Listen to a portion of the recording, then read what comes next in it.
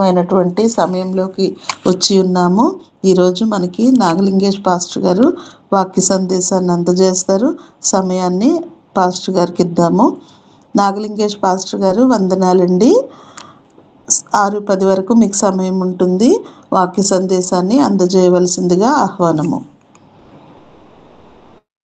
వందనాలక్క. ప్రార్థించుకుందాం. పరిశుద్ధ ప్రేమమైన దయగల తండ్రి, నాయన మీ నామమునకు వందనాలు. వినగల చెవులను, గ్రహింపగల హృదయాలను మీరు మాకు ఇవ్వండి. మీరు మాట్లాడండి. మా అడుగులు పరలోక రాజ్యం వైపు స్థిరపరచబడలాగిన సహాయం నుంచి తృప్తిపరచమని, మహిమ మీరు పొందుకొనమని యేసు నామమున ప్రార్థిస్తున్నాం మా తండ్రి, ఆమేన్. మంచిది. నాకు ఈ అవకాశాన్ని ఇచ్చినటువంటి దండాస్ పాస్టర్ గారికి, అలాగనే సహకరించినటువంటి డేవిడ్ రాజన్న గారికి క్రీస్తునామమున వందనాలు తెలియజేస్తున్నాను. ప్రియమైన దేవుని యందు పెద్దలారా, మీ అందరికీ ప్రభువు పేరట వందనాలు. వాక్యదానంలోకి వెళ్దాం. ఇది నాకు కొంచెం కొత్త ప్లేసు. ఫస్ట్ టైం ఇక్కడి నుంచి, అందులో రూమ్ కూడా అంటే మొత్తం చీకటి ఉంది. మొబైల్ లైట్తోనే చెప్తా ఉన్నాను. ఒకవేళ అవసరమైతే వాక్యం చదవండి. రూమ్ కూడా రీసౌండ్ వస్తూ ఉంది. Okay, right. ఒకప్పటి కాలంలో కంటే ఇప్పుడు మరి ఎలా ఉన్నారంటే, దేవుణ్ణి, ఆ దేవుడేమో ఆకాశం నుంచి కిందకు చూసి దేవుని వెతకవారు కలరేమో అని చెప్పేసి దేవుడు ఎదురు చూస్తూనే ఉన్నాడు. ఇది మనం చాలాసార్లు చెప్పుకున్నాం. వివేకం కలిగి దేవుని వెతకవారు కలరేమోనని ఆకాశం నుండి యెహోవా నరులను పరిశీలించి చూచెను అన్నట్టు. ఇలా దేవుడు అలా ఆకాశం నుండి చూస్తూ ఉంటే, మనుషులేమో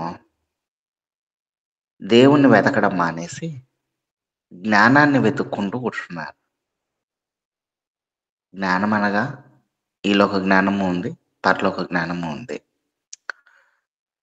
పరలోక జ్ఞానం వెతుకుతా ఉన్నామని చెప్పే ఉద్దేశంతో కూడా మనుషులు ఈలోక జ్ఞానంతోనే నిండిపోయారు. అందుకే ఈనాడు చాలా వరకు మందిరాలు చక్కగా, అంటే ఏదైనా కానీ మెసేజెస్ వినసొంపుగా కానీ, లేదంటే అట్రాక్టివ్గా కానీ, లేదంటే ఇంకా అంటే ఎటువంటి పరలోక రాజ్య మర్మాలు ఏదైనా కానీ కావాలంటే ఖచ్చితంగా జ్ఞానం ఎక్కువగా వస్తూ ఉంది అబ్బాయి ఇక్కడైతే అని చెప్పేసే చోటికి ఎక్కువ మంది వెళ్తూ ఉంటారు. కానీ దేవుడిని ప్రకటించే చోటికి వెళ్ళాలంటే కష్టమే. ఎందుకంటే జనాలందరికీ కావాల్సింది జ్ఞానం. జ్ఞానాన్ని ఆధారం చేసుకొని వెళ్ళిపోతా ఉన్నారు తప్పితే దేవుణ్ణి ఆధారం చేసుకొని నిలబడదాం అని లేదు. జ్ఞానాన్ని వెతికిన ప్రతి ఒక్కరూ చాలా వరకు పడిపోయిన వాళ్ళే. జ్ఞానం కంటే ఎక్కువగా దేవుణ్ణి వెతకడం నేర్చుకోవాలి. అలా జ్ఞానాన్ని వెతకి, అంటే జ్ఞానాన్ని, తన సొంత జ్ఞానాన్ని ఆధారం చేసుకొని పడిపోయినటువంటి ఒక వ్యక్తిని నేను ఈరోజు చూద్దాం బైబిల్లో. ఒకానొక సమయంలో దావీదు మహారాజు గురించి మనందరికీ తెలిసిందే. ఆయన యుద్ధం చేయడం, గొల్యాతును చంపడం, తర్వాత సౌలు గారు ఆయన కుమార్తెను, మొదటి సమూయేలు గ్రంథం 18వ అధ్యాయము 19వ వచనం చూడండి. మొదటి సమూయేలు గ్రంథం 18వ అధ్యాయం 19వ వచనం. అయితే సౌలు కుమార్తె అయిన మేరాబును దావీదునకు ఇయ్యవలసి ఉండగా సౌలు ఆమెను మహాలతీయుడైన అంద్రియేలుకిచ్చి పెళ్లి చేసెను. ఆమేన్. 20వ వచనం కూడా. అయితే తన కుమార్తె అయిన మీకాలు దావీదు మీద ప్రేమ కలిగి ఉండగా సౌలు విని సంతోషించి ఆమె అతనికి ఉరిగా నుండునట్లును ఫిలిప్తీల చెయ్యి అతని మీద నుండునట్లును నేను ఆమెను అతనికి ఇత్తుననుకొని, ఇప్పుడు నీవు మరి ఒకదాని చేత నాకు అల్లుడువు అగుదువని దావీదుతో చెప్పి తన సేవకులను పిలిపించి, మీరు దావీదుతో రహస్యముగా అలా మాట్లాడి. ఎలా ఉందంటే, సౌలు గారి కుమార్తె, పెద్ద కుమార్తె మేరబునిచ్చి పెళ్లి చేయాలి. కానీ సౌలు గారికి ఆల్రెడీ దావీదు గారు నచ్చకపోగా, అయితే మాట ఇచ్చిన మాట మాత్రం నెరవేర్చుకోవాలి. ఒకవేళ నెరవేర్చినా కూడా ఆ మాటతో దావీదు గారు పడిపోవాలి లేదా నాశనం అవ్వాలి. నేను మాట అయితే నెరవేరుస్తాను, కానీ నేను నెరవేర్చిన దాంతో దావీదు గారు పడిపోవాలి అని సౌలు గారు ఆయనకున్నటువంటి జ్ఞానాన్ని ఆధారం చేసుకొని దావీదు గారికి మేరబునిచ్చి పెళ్లి చేయక మీకాల్నిచ్చి పెళ్లి చేశాడు. మీకాల్ని ఎందుకు ఇచ్చి పెళ్లి చేయాలనుకున్నాడంటే, మీకాల్ గారి గురించి చిన్ననాటి నుంచి సౌలు గారికి బాగా తెలుసు.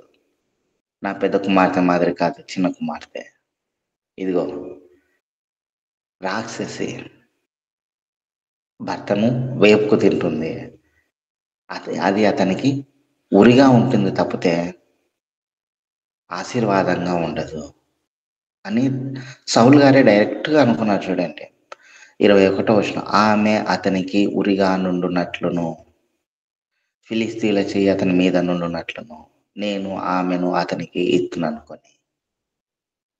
ఎంత బాగా, కనీసం అంటే అంటే ఆయన ఎంతగా ఆలోచిస్తున్నాడంటే, భార్యనిచ్చి అంటే కుమార్తెనిచ్చి పెళ్లి చేయాలని కాదు, కానీ ఉరిగా ఉండే కుమార్తెనిచ్చి పెళ్లి చేయాలి అని చెప్పేసి సౌలు గారు దావీదు గారి ఎడల ఆలోచించాడు.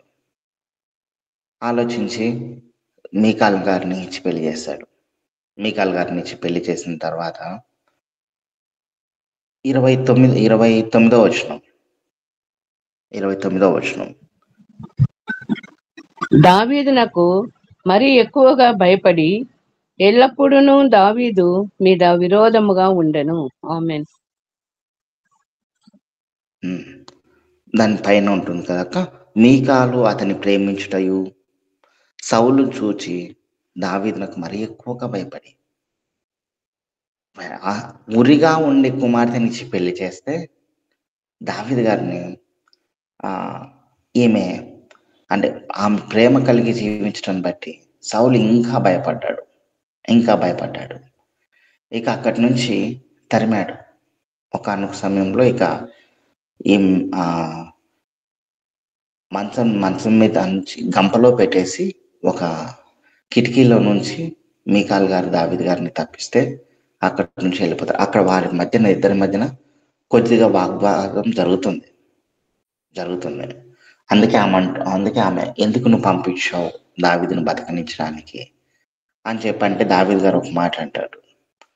17వ వచనం 19వ అధ్యాయము, అప్పుడు సౌలు తప్పించుకొని పోవునట్లుగా నీవు నా శత్రువును పంపివేసి నన్ను ఇలాగ ఎందుకు మోసపుచ్చితివని మీకాలును అడగగా, మీకాలు నేను ఎందుకు నిన్ను చంపవలనని దావీదు నన్ను అడిగాడు. నేను నిన్ను చంపేస్తాను నన్ను పోనివ్వకపోతే అని చెప్పేసి దావీదు అన్నాడు. అందుకని పంపించేస్తానంటే, ఇక ఎంతగా వీరిద్దరు తయారయ్యారు, ఎంతగా అంటే ఇక మెల్లగా దావీదు గారు తప్పించుకోవాల్సి వచ్చింది. ప్రాణం కోసం పారిపోవాల్సి వచ్చేసింది. ప్రాణం కాపాడుకోవడానికి అక్కడి నుంచి పారిపోవాల్సి వచ్చింది. ఆయన ఎన్ని ఇబ్బందులు పడ్డాడో అన్ని ఇబ్బందులు పడేలాగా మనం చూసాం. ఇవన్నీ చూసిన తర్వాత 25వ అధ్యాయము ఒక ఉరిగా ఉండే భార్య ఎలా ఉంటుందో దావీదు గారు చూశారు. 25వ అధ్యాయంకి వచ్చేసరికి 2వ వచనంలో, కర్మెల్లోని మాయోను నందు ఆస్తి గల వాడొకడు కాపురం ఉండెను. అతడు బహుభాగ్యవంతుడు. అతనికి 3000 గొర్రెలను 1000 మేకలను ఉండెను. అతడు కర్మెలులో తన గొర్రెల బొచ్చు కత్తిరించుటకై పోయి ఉండెను. నాబాలు గురించి మనం మాట్లాడుకుంటా ఉన్నాం. చాలా బాగా ఆస్తివంతుడు, భాగ్యవంతుడు 3000 గొర్రెలు మేకలు ఉండేటోడు. ఆస్తి చాలా బాగా ఉంది. ఇతనికి ఎంత బాగా దావీదు గారు సహకరించారంటే 15వ వచనం 16వ వచనం చూడండి ఇదే అధ్యాయంలో. అయితే ఆ మనుషులు మాకెంతో ఉపకారం చేసి ఉన్నారు. ఇది నాబాల్ గారి యొక్క పనివారు చెప్తా ఉన్నారు నాబాల్ గారి భార్యతో. అయితే ఆ మనుషులు మాకెంతో ఉపకారం చేసి ఉన్నారు. మేము పొలంలో వారి మధ్యన సంచరిస్తున్నంతసేపు అపాయము గాని నష్టం గాని మాకు సంభవింపలేదు. వారి పొలాలలో వీళ్ళు సంచరించేటప్పుడు ఈ గొర్రెల కాపరులు, నాబాల్ యొక్క సేవకులు సంచరించేటప్పుడు ఎటువంటి అపాయము ఎటువంటి నష్టం కలగకుండా ఉన్నారు. ఇంకా బాగా చెప్పాలంటే 16వ వచనంలో మేము గొర్రెలను కాయచున్నంతసేపు వారి రాత్రింబగలు మా చుట్టూ ప్రాకారముగా ఉండిరి. వాళ్ళు గొర్రెలు మేపుకుంటా ఉంటే వీళ్ళు దావీదు యొక్క శిష్యులు మొత్తం అంతా చుట్టుముట్టేశారు. అంటే మొత్తం చుట్టుకొని ఉన్నారు. ఒక ప్రాకారంగా, ఒక గోడగా, ఒక రక్షణ వలయంగా వారందరు చుట్టుకొని ఉండి నాబాల్ గారి యొక్క గొర్రెలలో ఒక్కటి కూడా తప్పిపోకుండా చూసుకున్నారు. ఒక్కటి కూడా తప్పిపోకుండా చూసుకున్నారు. ఒక చిన్న పుల్ల కూడా నష్టం జరగలేదు. ఇంతగా వారు చూసుకున్నారు. ఎంతగా అంటే నాబాల్ డైరెక్ట్ దావీదు గారి ఒక మాట అంటారు కదా, 7వ వచనంలో ఉంటుంది చూడండి. ఇక్కడే నీ యొద్ద గొర్రెల బొచ్చు కత్తిరించు వారున్నారని సంగతి నాకు వినబడెను. నీ గొర్రెల కాపరులు మా దగ్గరుండగా మేము వారికి ఏ కీడును చేసి ఉండలేదు. వారు కర్మిల్లో ఉన్నంత కాలము వారు ఏది పోగొట్టుకొనలేదు. దావీదు మహారాజు అంటున్నటువంటి మాట. ఇంతగా దావీదు మహారాజు కాపలా ఉన్నాడు. అయితే ఈ కష్టకాలం వచ్చింది కదా దావీదు గారికి, ప్రాణాన్ని కాపాడుకునే కాలం. ఆ కాలంలో ఈ నాబాల్ గారిని సహాయం అడిగితే అంతగా కాపలా ఉండి కూడా నాబాల్ గారు చిన్న ముక్క కూడా నేను ఇవ్వలేను, అసలు మీరెవరో నాకు తెలియదు అని చెప్పేసి డైరెక్ట్గా పని వాళ్ళని కూడా మాట్లాడనివ్వకుండా చేశాడు. దావీదు గారికి బహుకోపం వచ్చింది. బహుకోపం వచ్చిన తర్వాత ఇక నాబాల్ గారిని చంపేయాలి అని చెప్పేసి దావీదు గారు బయలుదేరారు. 21వ వచనంలో 25-21వ వచనం. అంతకు మునుపు దావీదు నాబాలునకు కలిగిన దాని అంతటిలో ఏదియు పోకుండా ఈ అరణ్యంలో అతని ఆస్తి అంతయు నేను వ్యర్థముగా కాయుచు వచ్చి తిని ఉపకారమునకు నాకు అపకారము చేసి ఉన్నాడే అని అనుకొని అతనుకున్న వారిలో ఒక మగపిల్లవాడినైనను తెల్లవారినప్పటికీ నేనుండనియ్యను, లేదా దేవుడు మరి గొప్ప అపాయము దావీదు శత్రువులకు కలుగజేయును గాక అని ప్రమాణము చేసి ఉండెను. ఆమేన్. దావీదు గారు నాబాలు యొక్క ఆస్తిలో ఒక చిన్న పోగు కూడా ఉండనివ్వను అని చెప్పేసి బయలుదేరాడు. మగవారిని అయితే ఇక మొత్తం చంపేస్తాను, ఇంక వాళ్ళని ప్రాణాలతో ఉండనివ్వను అని చెప్పేసి చాలా కోపంగా బయలుదేరాడు. దేవుని ఎదుట ప్రమాణం చేసి మరి బయలుదేరాడు. బయలుదేరితే ఇప్పుడు శత్రువు ఎదురుగా వస్తున్నాడు. శత్రువు భార్య, నాబాల్ గారి భార్య ఈ విషయము వాళ్ళ పని వాళ్ళతో తెలుసుకొని ప్రాణాలను సైతం అడ్డేయడానికి కూడా వెనకాడలేదు. ఈమె గురించి 3వ వచనంలో ఉంటుంది కదా, ఆమె పేరు అబీగయీలు. ఈ స్త్రీ సుబుద్ధి గలదై రూపసి, అందంగా ఉంది, చక్కటి తెలివి ఉంది. ఈమె ఎదురుగా వెళ్ళింది, మరణానికి, చావుకు ఎదురుగా వెళ్ళింది. దావీదు గారు ఒకసారి చూశారు కదా, ఇదిగో నా ఉరిగా ఉండే ఒక భార్యతో నేను కాపురం చేశాను. ఉరిగా ఉండే ఒక భార్యతో కాపురం చేశాను. ఇదిగో తన తండ్రి నన్ను చంపడానికి వచ్చేసాడు. కనీసం ప్రాణాలను కాపాడుకోవడానికి పరిగెడుతా ఉన్నాను. అటువంటి ఆమెను దావీదు చూశాడు. ఇప్పుడు ఎటువంటి ఆమెను చూస్తున్నాడంటే, భర్త కోసం ప్రాణాలు ఇవ్వడానికైనా వెనుకాడకుండా ఆ శత్రువుకు ఎదురెళ్ళే ఒక ఆమెను చూస్తా అన్నాడు. ఎదురెళ్ళి డైరెక్ట్గా, అయ్యా అవసరమైతే నా ప్రాణాలు తీసుకో, అవసరమైతే నా ప్రాణాలు తీసుకో అని చెప్పేసి 23వ వచనంలో ఉంటుంది చూడండి. అబీగయీలు దావీదును కనుగొని గార్ధపం మీద నుండి త్వరగా దిగి దావీదునకు సాష్టాంగ నమస్కారం చేసి అతని పాదములు పట్టుకుని ఇట్లనెను, నా ఏలినవాడా, ఈ దోషం నాదని ఎంచుము, నీ దాసరాలనైనా నన్ను మాట్లాడనేమో, నీ దాసరాలనైనా నేను చెప్పు మాటలు ఆలకించుము. అయ్యా ఇదిగో దావీదు, నా ఏలినవాడా, ఒకవేళ కావాలంటే ఈ దోషం నాదనుకో, నన్ను ఏమైనా చేయి, నన్ను చంపేసి కావాలంటే. నా భర్త మోటువాడు, అతన్ని బతకనివ్వండి, ఎటువంటి నష్టం మాకు కలగనీయద్దు, ఇదిగో మీరు ఏం కోరుకున్నారో అవన్నీ ఇచ్చేస్తామని చెప్పి అడ్డుపడిన భార్యను చూశాడు. అక్కడి నుంచి ఇక్కడికి కొంచెం వ్యతిరేకం ఉంది మీకాల్ గారికి, నా అబీగయీల్ గారి దగ్గరికి వ్యతిరేకం ఉంది. దావీదు గారే ఒక్కసారిగా స్టన్ అయిపోయి 28వ వచనంలో కూడా ఇంకా ఆమె అంటారు కదా, నీ దాసరాలనైనా నా తప్పు క్షమించుము, నా ఏలిన వాడవగు నీవు యెహోవా యుద్ధములను చేయుచున్నావు కనుక నా ఏలిన వాడవగు నీకు ఆయన శాశ్వతమైన సంతతినిచ్చును, నీవు బ్రతుకు దినములన్నిటను నీకు అపాయం కలుగకుండా. డైరెక్ట్గా మొత్తం ఇంకా ఎలా అంటే, ఇంకా దేవుడు ఇచ్చే ఆశీర్వాదాలన్నీ ఆమె కూడా అంటే దయాగణం లేదంటే ఇతను ఒక ఉన్నతమైన స్థానంలో చూపించి మాట్లాడుతూ ఉంది. ఎంత జ్ఞానం కలిగినది, ఎంత అంటే భర్త ప్రాణాలను కాపాడుకోవడానికి ఇంతగా శ్రమ పడతా ఉంది అని చెప్పేసి ఆ పోలిక మనసులో అనుకున్నాడేమో.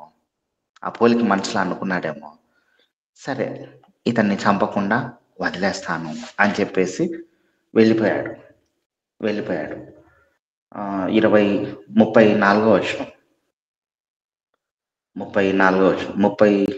వచనం, నీవు త్వరపడి నన్ను ఎదుర్కొనకపోయిన ఎడల నీకు హాని చేయకుండా నన్ను ఆటంకపరిచిన ఇశ్రాయేలీయుల దేవుడైన యెహోవా జీవముతోడు తెల్లవారులోగా నాబాలునకు మగవాడొకడును విడవబడనన్న మాట నిశ్చయము అని చెప్పి తన యొద్దకు ఆమె తెచ్చిన వాటిని ఆమె చేత తీసుకొని, నీ మాటలు నేను ఆలకించి నీ మనవి అంగీకరించి తిని సమాధానముగా నీ ఇంటికి పొమ్మని ఆమెతో చెప్పాను. ఆమె ఒక భర్తను ఇంతగా భార్య ప్రేమిస్తుందా అని చెప్పేసి ఆ మాటలకు ఇంకా ఈమెను దాటిపోవడం మన మంచిది కాదు అని చెప్పేసి క్షమించేసి ఆమె తెచ్చినటువంటి ఆ కానుకలు సేవకులకు ఇప్పించేసి అక్కడి నుంచి రిటర్న్ అయ్యాడు. రిటర్న్ అయిన తర్వాత 10 దినముల తర్వాత 38వ వచనంలో, 10 దినములైన తర్వాత యెహోవా నాబాలును మొత్తగా అతడు చనిపోయెను. 39వ వచనం వచ్చేసరికి చివరిలో, తర్వాత దావీదు అబీగయీలును పెళ్లి చేసుకొనవలెనని ఆమెతో మాట్లాడి తిరిగి తగిన వారిని పంపాడు. ఈమెను అలా చూశాడో లేదో, ఈమెను మ్యారేజ్ చేసుకోవాలా అంటే, ఇంత ప్రేమ భర్త ఎట్లా కలిగి ఉందంటే ఈమెను మ్యారేజ్ చేసుకున్నాం అని చెప్పేసి ఆ అబీగయీలు, నాబాల్ గారు చనిపోయిన తర్వాత అబీగయీలును వివాహం చేసుకున్నాడు. ఇక్కడ ఒకటి జరిగింది. యెహోవా నాబాలును మొత్తగా అతడు చనిపోయాను. దావీదు గారికి ఒక ఆమె నచ్చింది. అక్కడ ఆ భర్తను యెహోవా మొత్తగా ఆయన చనిపోయాడు. ఓకేనా, నాబాల్ గారు చనిపోయారు. దావీదు గారికి ఎక్కడో ఆయన జ్ఞానం అంటుకొని వచ్చింది. ఓహో, నేను ఆ స్త్రీని ఇష్టపడ్డాను, ఇప్పుడు ఆ భర్తను మొత్తాడు, ఇప్పుడు ఆమె నేను వివాహం చేస్తున్నాను. దేవుడు చేసిన ఆశీర్వాదం. దేవుడు దేవుడి వ్యతిరేకంగా తప్పు చేశావు కదా, నాకు ఆకలి ఉన్నప్పుడు ఆహారం కూడా పెట్టావా అనే విషయంలో దేవుడికి ఉంచవచ్చు. ఆయన చేసి పాపాన్ని బట్టి ఆయనను హతమార్చవచ్చు. దావీదు గారికి ఎలా ఇంకొక సొంత ఆలోచన, అబిగైల్ని మ్యారేజ్ చేసుకున్నాడు. ఓహో, ఈమె నాకు ఇవ్వడానికే కాబోలు ఆయన మొత్తాడు అనుకున్నాడేమో. నెక్స్ట్ ఏం చేశాడు తెలుసా? ఇందాక చెప్పుకున్నాను కదా, మనిషి యొక్క జ్ఞానం నరకానికే చేరేస్తుంది. ఇదే జ్ఞానాన్ని దావీదు గారు ఎంత బాగా వాడారంటే 2 సమూయేలు గ్రంథం 11వ అధ్యాయం 2వ వచనం. 2 సమూయేలు గ్రంథం 11వ అధ్యాయం 2వ వచనం. ఒకానొక దినమున ప్రొద్దురుంకు వేళ దావీదు పడక మీద నుండి లేచి రాజనగరి మిద్దె మీద నడుచుచూ పై నుండి చూచుచున్నగా స్నానం చేయి ఒక స్త్రీ కనబడెను. ఒకానొక సమయంలో బత్షెబను చూశాడు.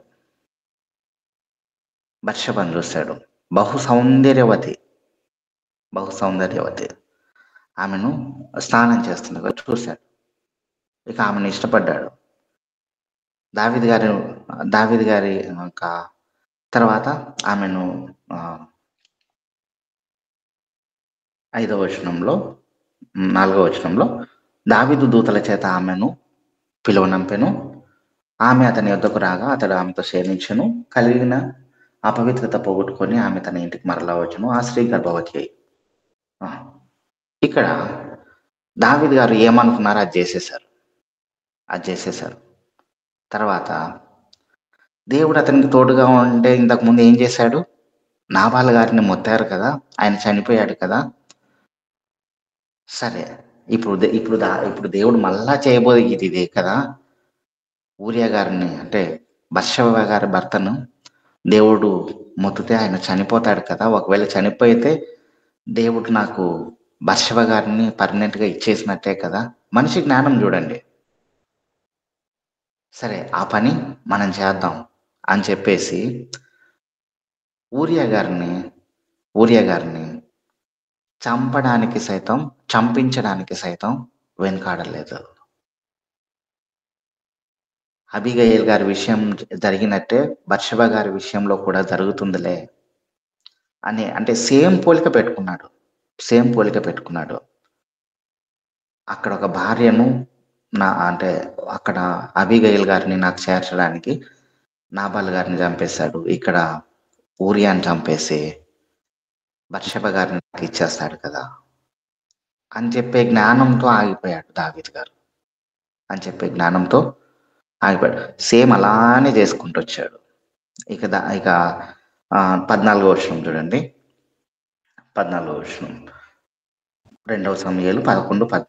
ఉదయం మోపుగా జరుగుతున్న చోట ఉదయమున దావీదు యుద్ధము మోపగా జరుగుతున్న చోట ఉరియాను ముందు పెట్టి అతడు కొట్టబడి హతమగునట్లు నీవు అతని యుద్ధ నుండి వెళ్ళి పొమ్మని యోబాబునకు ఉత్తరము వ్రాయించి ఉరియా చేత పంపించను. ఆమేన్. 17వ వచనంలో ఆ పట్టణపు వారు బయలుదేరి యోవాబుతో యుద్ధమునకు రాగా దావీదు సేవకులలో కొందరు కూలిరి, హిత్తీయుడగు ఊరియాయును హతమాయను. ఎంత చక్కటి జ్ఞానాన్ని వాడుకున్నాడంటే, నాబాలు గారు చనిపోయారు కదా, ఇప్పుడు ఊరియా గారిని కూడా చంపేస్తే దేవుడు దీన్ని పాపంగా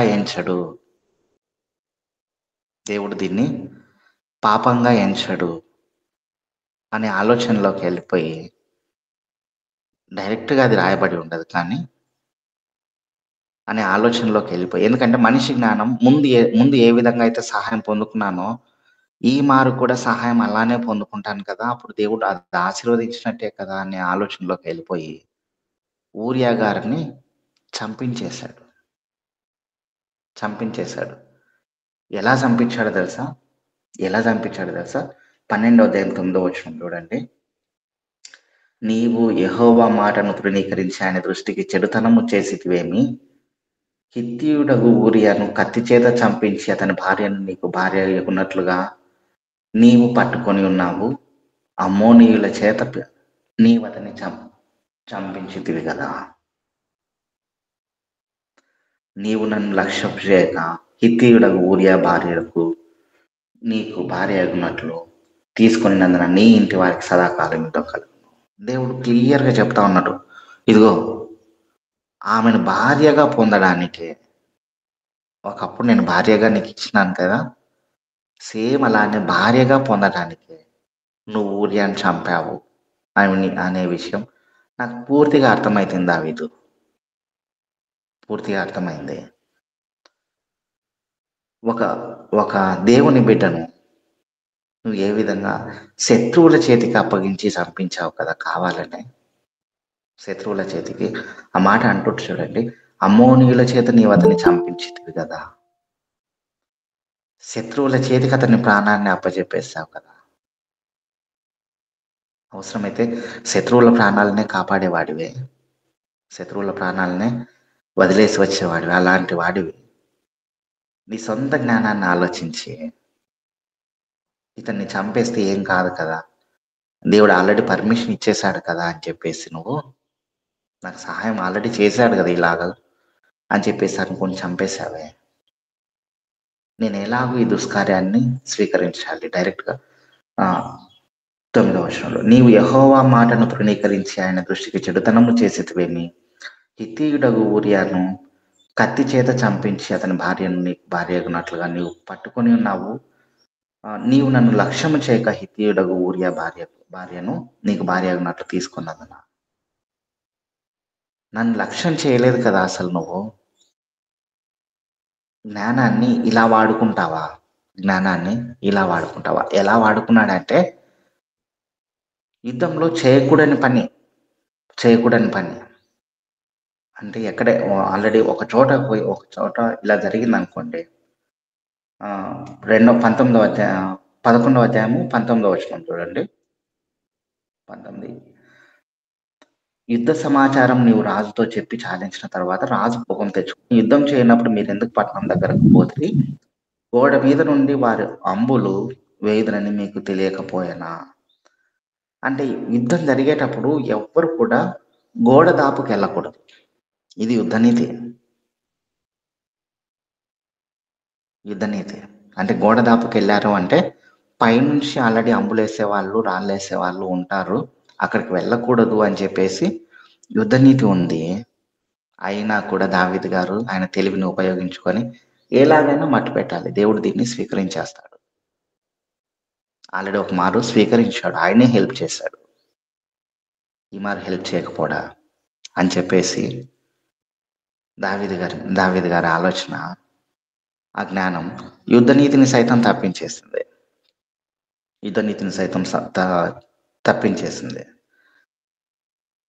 21వ వచనం, యెరుబ్బెషెతు కుమారుడైన అబీమెలెకు ఎలాగు హతమాయను.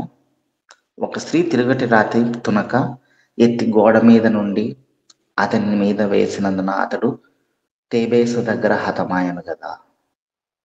ఒకానొక సమయంలో అబీమెలెకు ఎలాగ చనిపోయాడు, తిరుగటి రాయి నెత్తి మీద పడ్డందుకే కదా. ఎక్కడి నుంచి పడింది, గోడ దాపులో ఉన్నప్పుడే కదా. న్యాయాధిపతుల గ్రంథం 9వ అధ్యాయం 53వ వచనం చూడండి. న్యాయాధిపతుల గ్రంథం 9వ అధ్యాయము 53వ వచనం.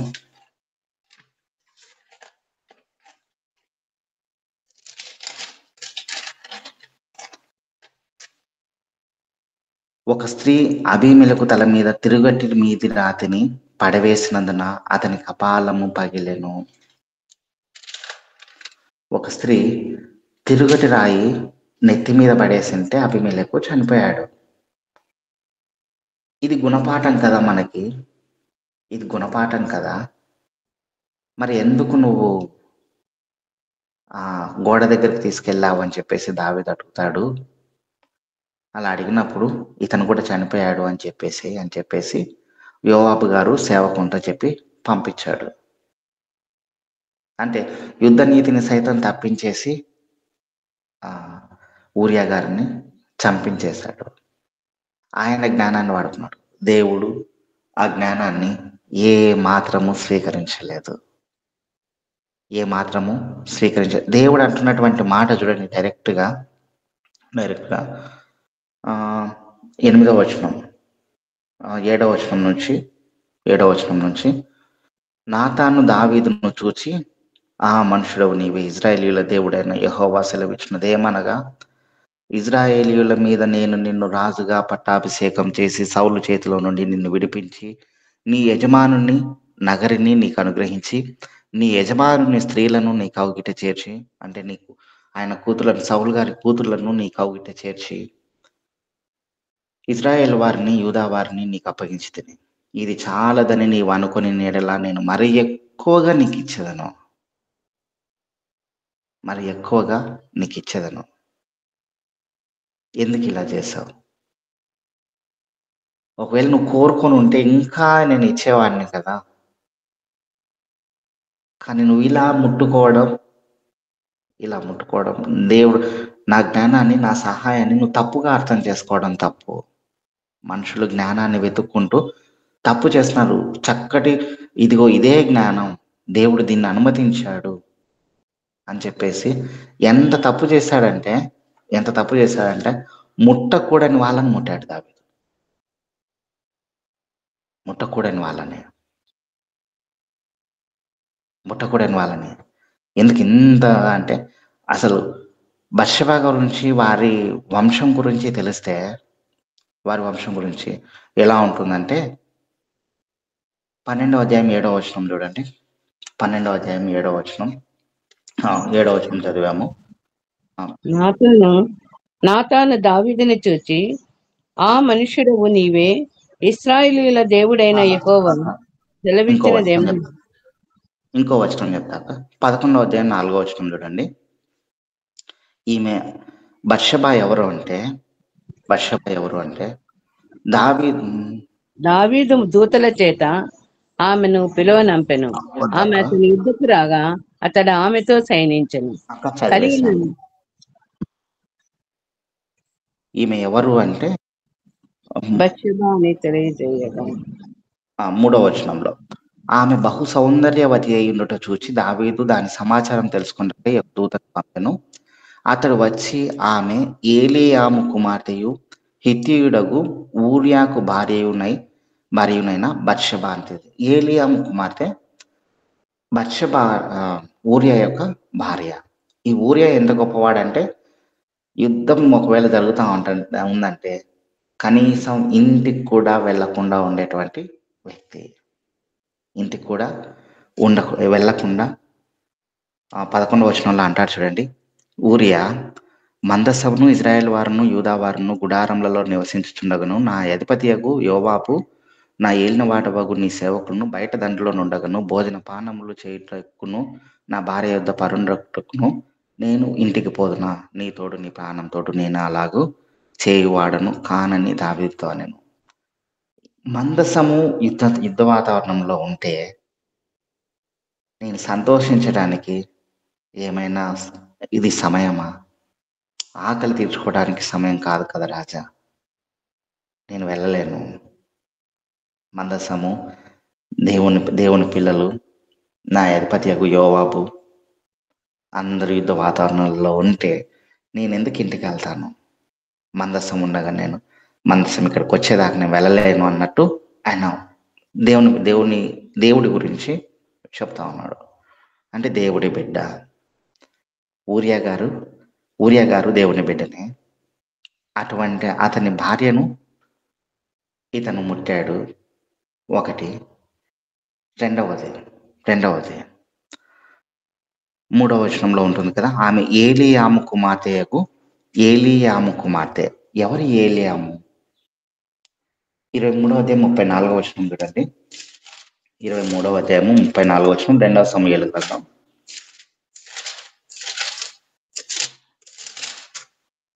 34వ వచనం. మాయకాతీయునికి పుట్టిన అహస్బయి కుమారుడైన ఎలీపెలెటు గిలోనీయుడైన అహీతోపెలు కుమారుడగు ఏలీయాము.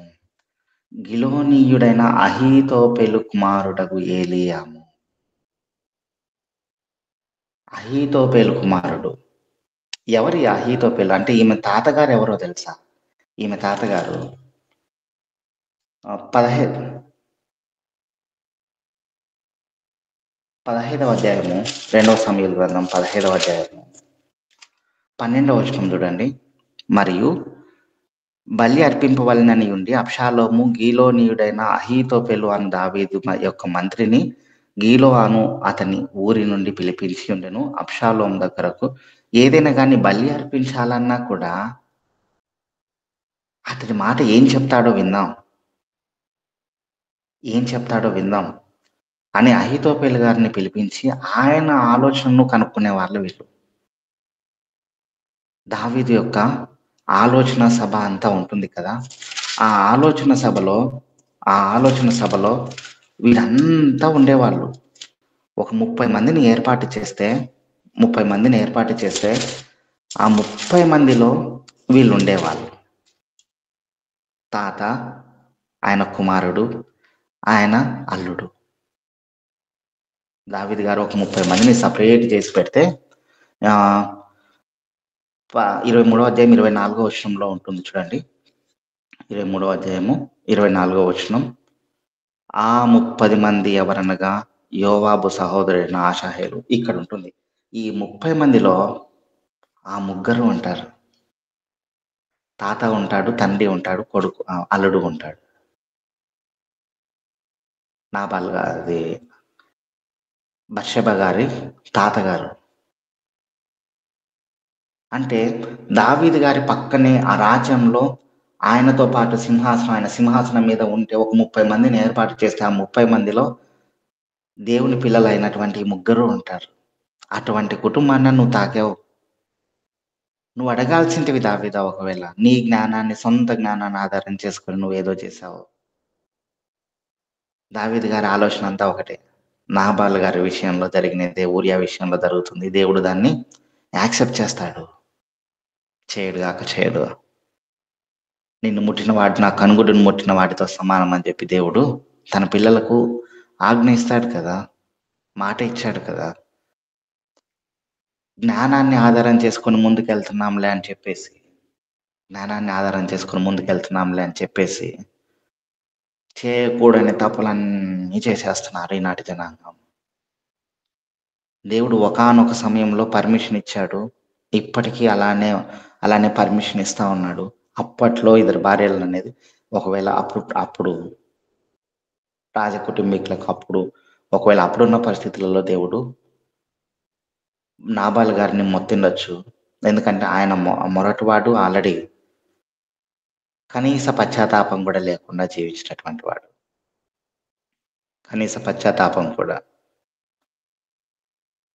అబీగయీల్ గారు దావీదు గారిని ఎదుర్కొని ఆయనతో సమాధాన పడి తిరిగి వస్తే నాబాల్ గారు ఫుల్గా తాగి ఎంజాయ్ చేస్తూ ఉంటాడు. ఆ సమయంలో ఉదయం అయిన తర్వాత ఆమె ఆ విషయం చెప్తుంది. దావీదు గారు నిన్ను చంపడానికి వచ్చాడు. దేవుడికి నాబాల్ గారు అస్సలు నచ్చలేదు. అంటే కనీసం పశ్చాత్తాపం కూడా లేనటువంటి వ్యక్తిగా నాబాల్ గారు ఉన్నారు. దాన్ని ఆధారం చేసుకొని ఊరియా గారిని దావీదు గారు ఆయన సొంత జ్ఞానాన్ని ఆధారం చేసుకొని చంపేశాడే.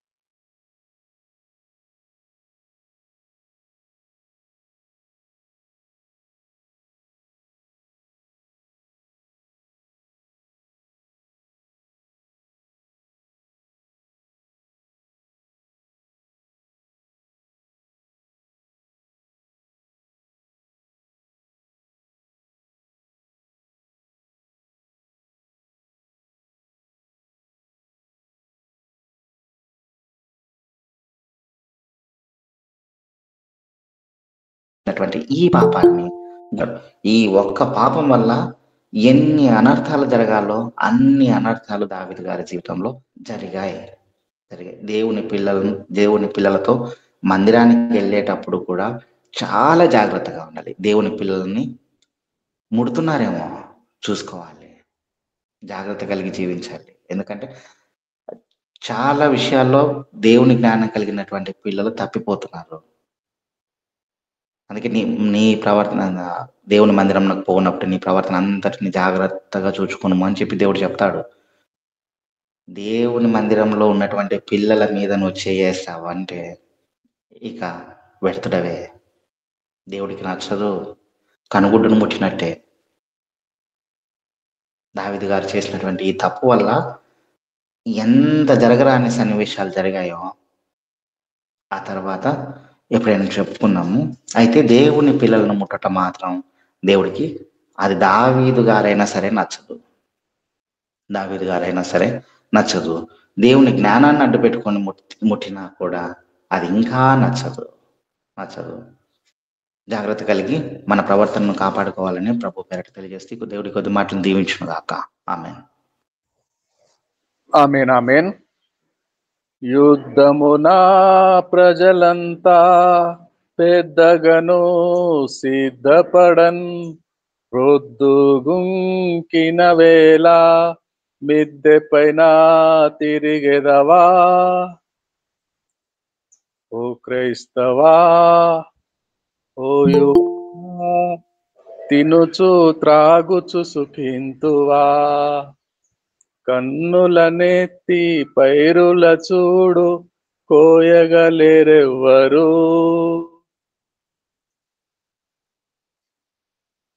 బత్షెబా దావీదు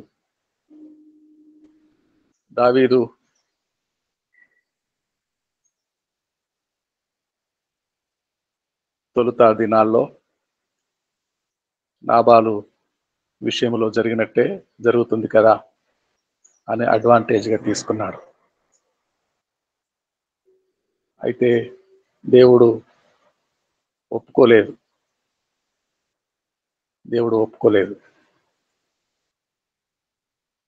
దావీదు తర్వాత దినాల్లో అనేక శ్రమలు, తన కడుపున పుట్టిన కుమారుడే శత్రువై దావీదును చంపన ఆలోచిస్తాడు అబ్షలోము. దావీదు కుమిలి ఏడుస్తాడు. అనర్థాలకు, నాశనమునకు ఒక రకంగా పతనానికి దారి తీసింది బత్షెబ వ్యవహారం. దావీదు మనస్తాపం చెందిన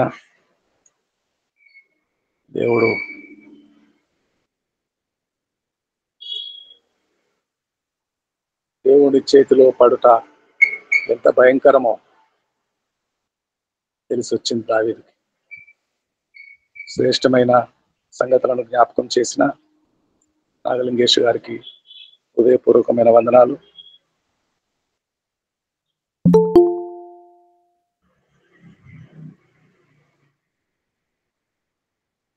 ప్రభు నేర్పిన ప్రార్థన చెప్పుకుందామండి. ప్రభు నేర్పిన ప్రార్థన.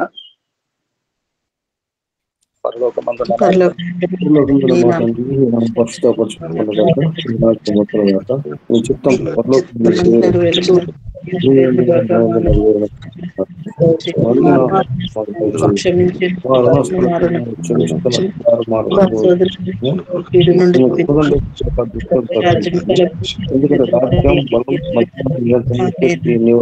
తండ్రి. ఆమేన్. ఆమేన్. నాగలింగేష్ గారు ఆశీర్వాదం విడుదల చేయండి. మన పరమ తండ్రి అయిన దేవుని యొక్క కృపయు, ఆయన కుమారుడైన యేసుక్రీస్తు వారి యొక్క ప్రేమయు, పరిశుద్ధాత్మ యొక్క అన్యోన్య సహవాసం ఇప్పుడు కూడిన మనకును, మన కుటుంబములకును, మన సంఘములకును తెరనైనటువంటి హిందీ సెషన్కును సకల పరిశుద్ధులకును ఇప్పుడును ఎల్లప్పుడూ సదాకాలం తోడైండి నడిపించును గాక. ఆమేన్. ఆమేన్. ఆమేన్. ఆమేన్. అందరికీ Praise the Lord. వందనాలు. Praise Lord. అందరికీ ప్రైజ్ లార్డ్. అందరికీ వందనాలయ్య గారు. అందరికి వందనాలు. అందరికీ